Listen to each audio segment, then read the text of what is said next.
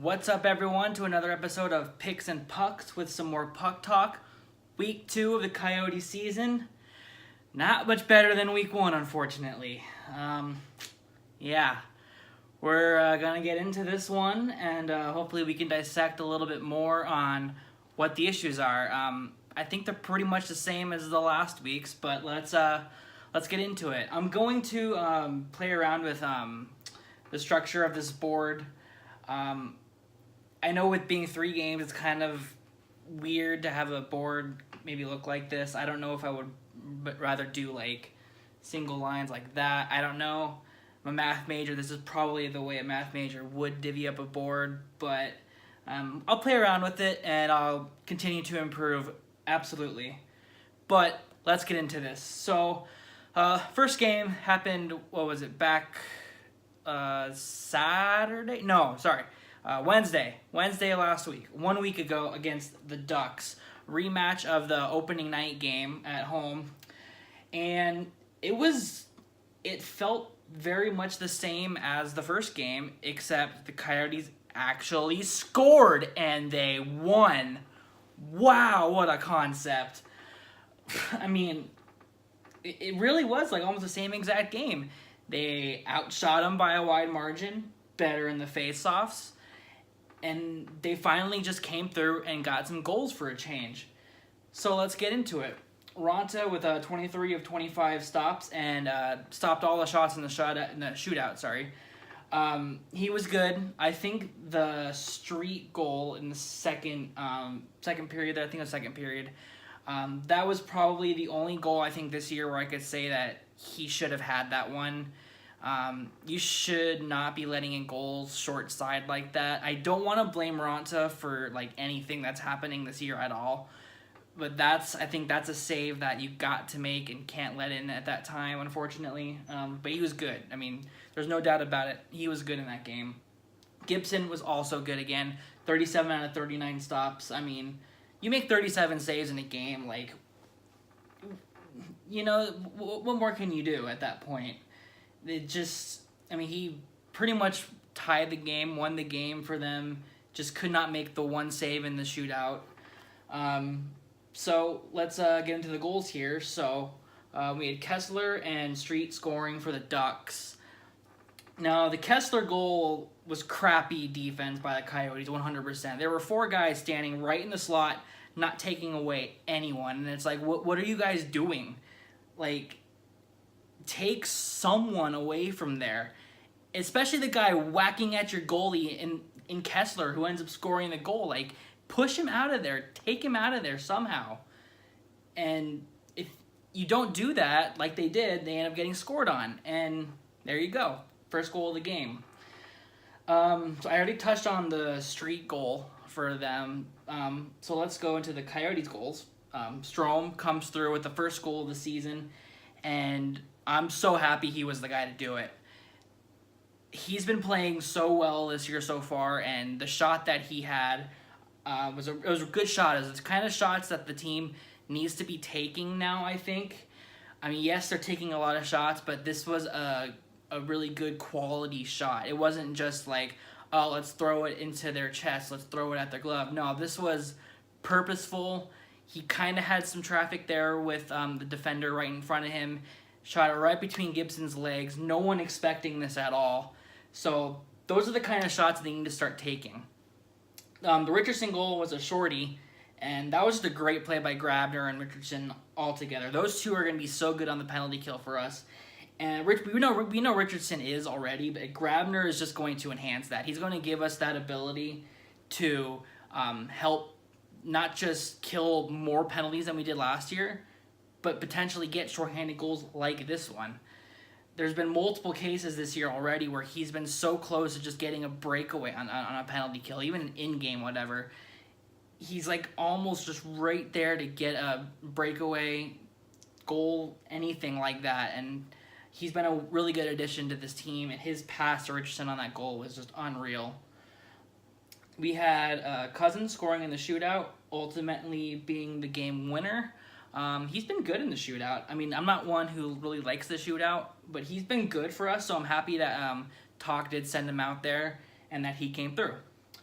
So, like I previously mentioned, we had 39 shots on goal. Again, incredible numbers. Uh, Almost 54% of the face-offs, 1 for 3 on the power play. All these numbers attributing to positive play, and we finally just get a win out of it. Anaheim gets 25 shots on goal, 46% in the face-off, no power play goals. I mean, we clearly were the better team in this game, and we finally have the score to show that. So really proud of the way they played this game. Let's move on to the previous Saturday game, the second Kachina night of the year against the Sabres. And more of the same thing. I mean, as you can tell here, we're going to go into the shots immediately again. 36 to 23 shots on goal.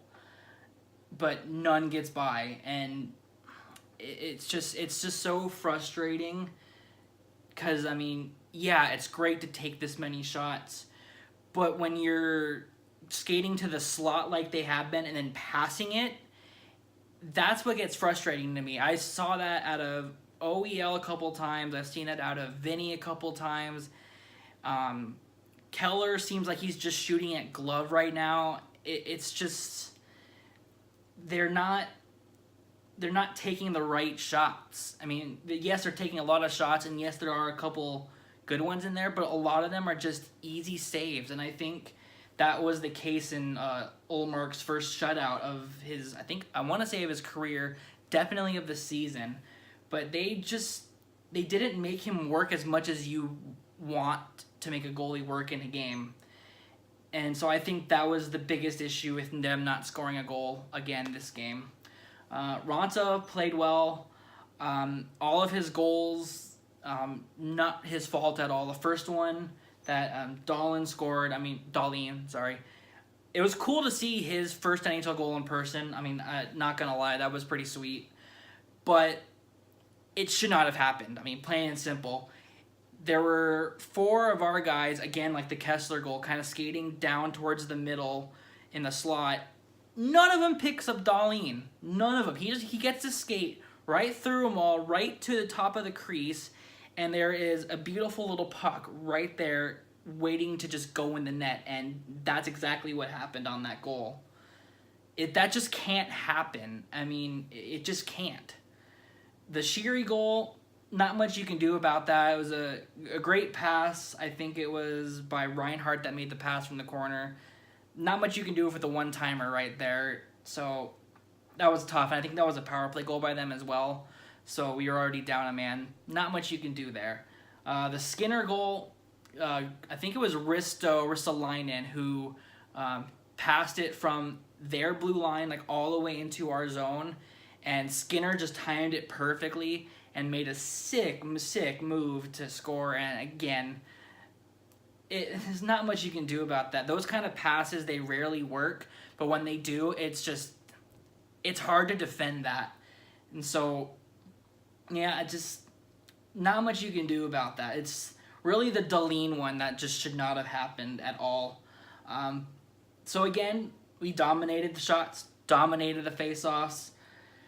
It's just all of these numbers are leaning towards them that should be winning, and they're just not because they're not scoring. They're not willing to either take shots from the slot. I've seen them more often than not, like I said previously, just either just not shoot from the slot and passing, or just taking a shot that just has no chance of going in.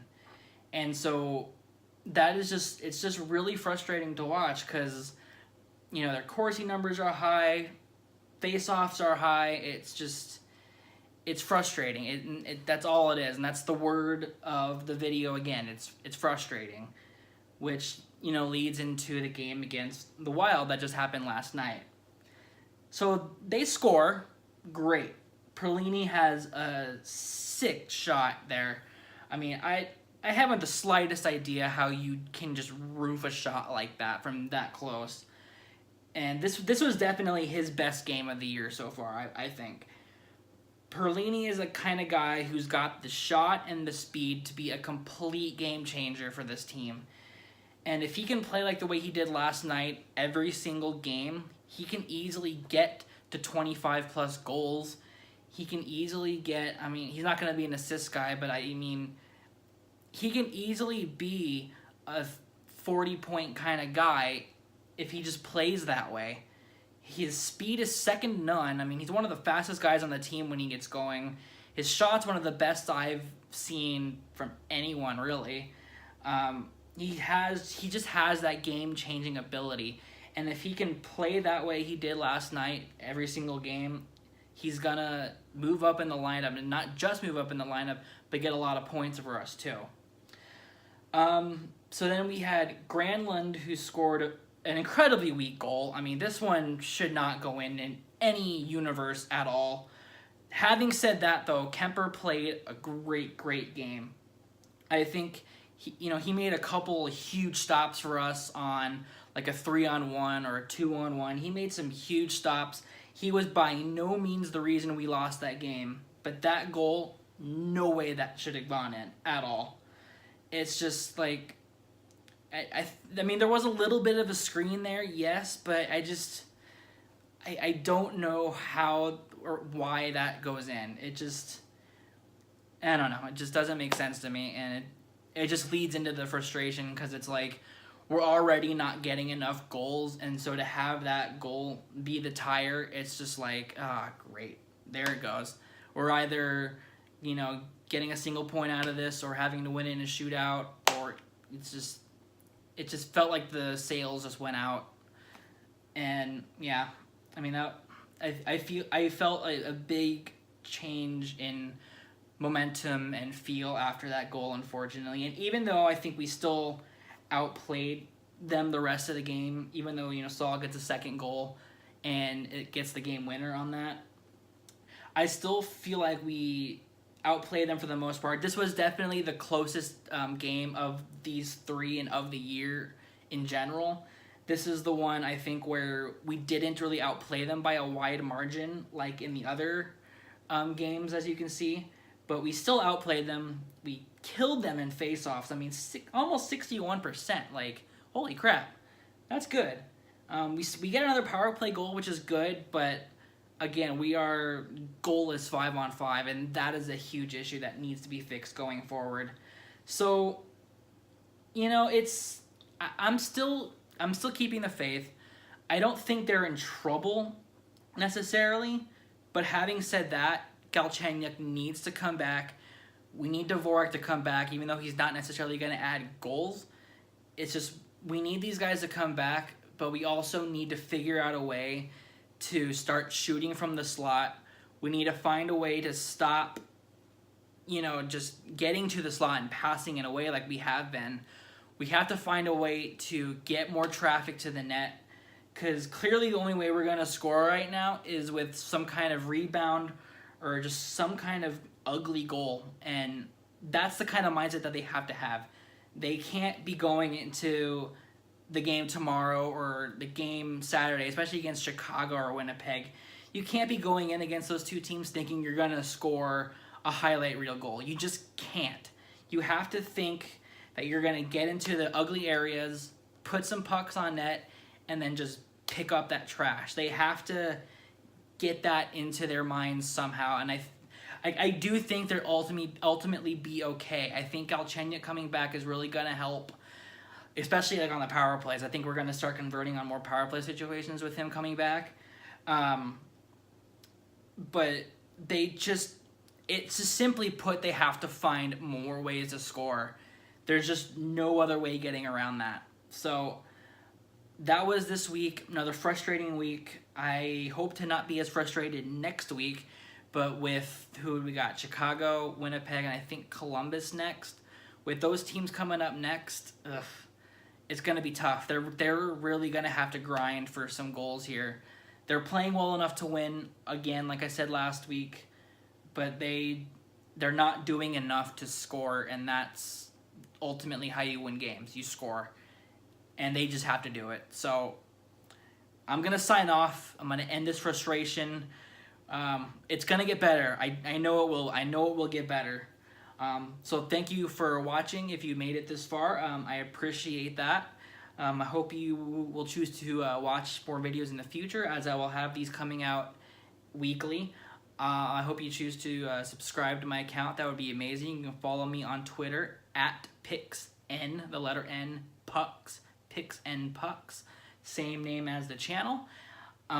This is where I share all my videos, but I also share all of my videos too on my personal account just to kind of help get more exposure. So yeah, subscribe, follow, watch, please. Really trying to grow this if possible. And yeah, thank you for watching again, and let's go Coyotes. We can do this. I know we can. Let's do it. Let's go.